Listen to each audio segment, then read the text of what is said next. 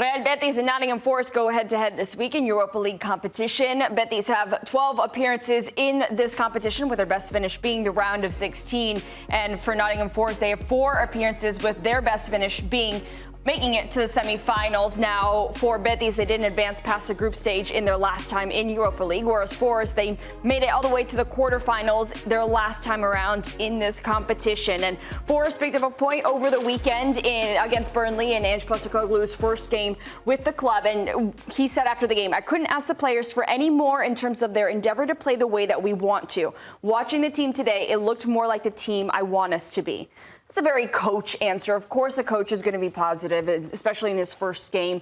What did you see from this Forest side? Do you see them being able to pick up the way that Postecoglou wants to play? The first thing I want to say is that the football gods have spoken, and they want Ange in the Europa League. Think about all of the things that had to transpire for him to be in this situation, right? He has to get fired from his job. Nottingham Forest have to get into Europa League because somebody else got disqualified for it. There has to be a falling out between the manager, who's done historic things at Forest, and the owner, and then he gets put into place. So the football gods have conspired to make this happen. And that's why you have to watch Golazo shows on Thursdays now. It makes absolute sense. It's incredible. But here's the thing about Ange I think is interesting. We've always thought of him as a dogmatic more than pragmatic manager. He's focused on his system regardless of what the terms are. But what I do think we saw from his run in the Europa League last year was he was a little more pragmatic when a trophy was on the line than he was coaching during the Premier League season. And I want to see if he takes that same approach. He has to,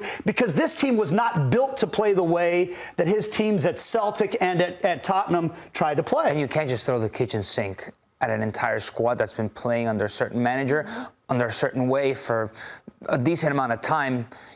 If you want to really impose your mark and perhaps unlearn certain methods to then teach what you want to play, to really, if you're hell-bent on playing the way that you want to bend, you can't just go all in at once. It's got to be a slow adaptation. How much does his success in this competition, how much is that going to help Nottingham Forest? They have, I think, the 4th best odds to win the whole thing. I mean, yeah, confidence within the changing room, naturally, because you have a manager that you know has led you to the promised land beforehand. So you can really understand in terms of the mechanisms what's required to win this type of competition.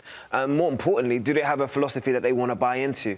I think it's way too early to decide whether or not this Forest team is saying that they're going to jump on the Ange bandwagon. But, I mean, as an attacking player, you're licking your lips because he wants to unlock those type of players. Morgan Gibbs-White, Callum Hudson-Odoi, those are the type of players that really get the best out of an Ange system because of the Dan and Doy, because of the industry, the fast pace, the ferocity, the transitions. All of those are going to play into his type of play and his type of style. But again, I think both of my friends over here have alluded to it. They both said it's a different type of approach when you're talking about continental football. There has to be a more regimented and tactical approach in understanding and respecting your opposition, because Betis aren't just going to come and lay down. They're definitely not. Funny enough, I was just going to say that it took Spurs a date with Bodo Glimt for Ange to really go, all right, that's a team that wants the ball.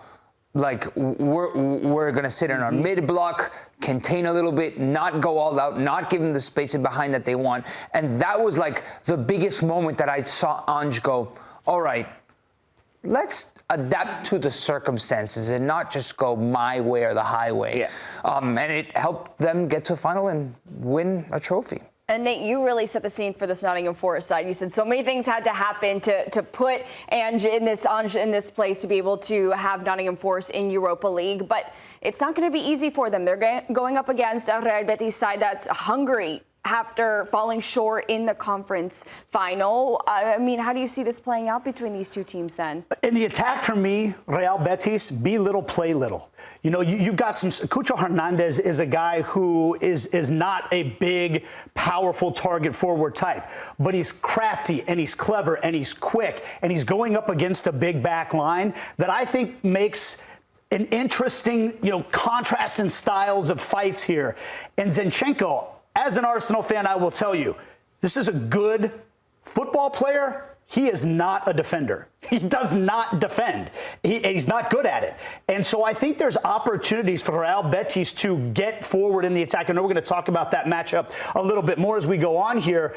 But for me, I think that it's a really interesting contrast in styles here between that big back, those big center backs for Nottingham Forest. How does Real Betis, can they use their quickness and their craftiness to find some spaces inside the penalty area and score? Yeah, Nico, I want you to lay out this run for Real Betis with our fast track presented by Xfinity and what Betis needs to do heading into this match. Who will be the key pieces here? I think they have several. As a reminder, Betis has kept a strong core. They've lost two pieces, Johnny Cardoso, that's gone to Atletico Madrid, and Isco, that's injured for a long term. Beyond that, if you will, if you're able to look beyond that, because I understand Isco's their best player, they have a lot of players creatively that I think can carry a big load like Antony and like Celso. The start to the season hasn't been great for Antony. He hasn't played that much, only 2 games. But I think he has a bone to pick with the Europa League, unfinished business. He didn't particularly do well in the Europa League with Manchester United and even before that with Ajax. But he has played well with Betis. Take, for example, the Conference League, which, yes, it's a tier below the Europa League, but he was lights out, a whole different Antony. So Betis have a team and a squad to work with, and it doesn't only just rely on Lo Celso and Antony. The battles that I'm actually more concerned with, sometimes the individual battles on the pitch are the ones that I think don't get enough highlight. And when you start talking about, especially Anderson against Lo Celso, someone's going to have to pick him up at some point because this is the creative pivot in this team. I'm also looking forward to Hector Bellerin. Whether it's Ndoye or it's Hudson-Odoi, can he handle the one-on-one assignment? And then asking his former Arsenal teammate in terms of Zinchenko, can you do the same the opposite way against Antony?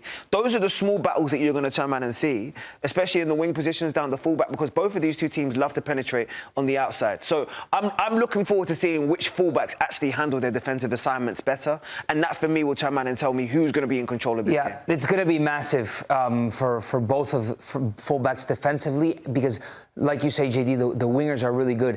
Abdeez, again, wants to keep showing his growth down that left-hand side. Both of Betis' wingers are wide players, where their more dominant foot is the one that they're going to cut in inside, with. yeah. And with Zinchenko, with so many questions defensively, I wonder how he's going to deal with that 2v1 with Zinchenko. Nico Williams, who has played right back with Forest before, obviously he's a left-footed player, usually playing left back. But they have Savona in there as well. I feel like this is a really good team, Nottingham Forest, especially both for like a good Europa League run. Yeah, definitely. Because they do have a lot of quality all around, and they understand how to get the most out of this guy. If Wood can keep Marc Bartra and Nathan busy, locked down, that's a lot of trouble. And I don't know if it's going to be Valles or Pau Victor in goal for Betis. It seems like Pau Victor is the more experienced manager, unless Pellegrini wants to go with, your cup goalkeeper versus your La Liga goalkeeper. Betis also has a really good team. I think this is our best matchup of the next couple of days. So a lot of Premier League experience in this team as well. You start thinking about Fornals, Lo Celso, Antony, Bellerin. There's a lot of players that understand the physicality that's going to come from Cucho Hernandez even. Cucho Hernandez played for Watford. So it shows you there's a lot of players that understand the physicality. You do not want to see, if you're a Forest fan, Antony isolated one-on-one against Zinchenko. That is going to be nightmare fuel to me. That's just not a good matchup, so you want to have coverage over there if you're Forest. Yeah, and I'm thinking Cucho Hernandez between these two guys, that's a very physical battle. Hernandez, like you mentioned, the size component. Murillo back. Milenkovic is a big dude, man. That guy's like Eastern European center back. Like, give me an Eastern European center back on my team every single day. Be little, play little. Get around him. Use that quickness. Buckets, what bets do you have for the people?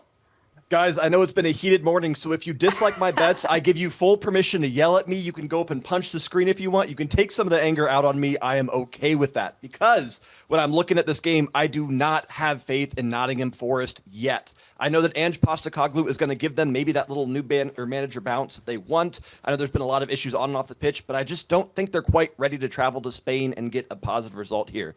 I got 2 bets for everyone, and I'm starting with Real Betis over 1.5 team total. So I think Real Betis will score 2 or more goals in this fixture. That's currently priced at plus 105, so we're getting good plus money on this one. Frankly, I think both teams score, and I think we see a lot of goals in this one. This is one of the ones that I think could go off the rails pretty early. Maybe both teams want to play defensively, then there's a goal 15 minutes in, and we kind of have to just get rid of all the plans we had in this one. I love how Real Betis is currently attacking. I love Celso when he's fit. I love Cucho Hernandez, and I love the fact that Betis are coming into this matchup off a 3-1 victory at home against Real Sociedad. I just think offensively, they're going to have enough to get this done.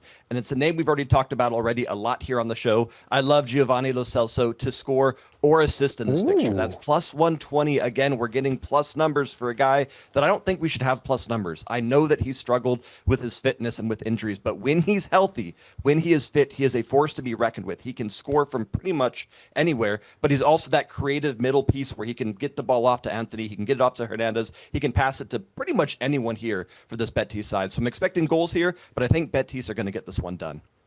Thoughts, guys? I heard Nico. Yeah, big game for Lo Celso. Listen, this is going to be a big one for Betis as well because their stadium, Benito Villamarin, is getting renovated, so they won't have them. They're playing at La Cartuja, which isn't their home stadium, so I wonder what the atmosphere is going to be there for the Betis fans that always show up no matter the circumstance. So they're going to have to find their new little fortress away from home. It's easy for Buckets to say anybody can hit him. He's 6'5". Yeah. Throwaway comment, like.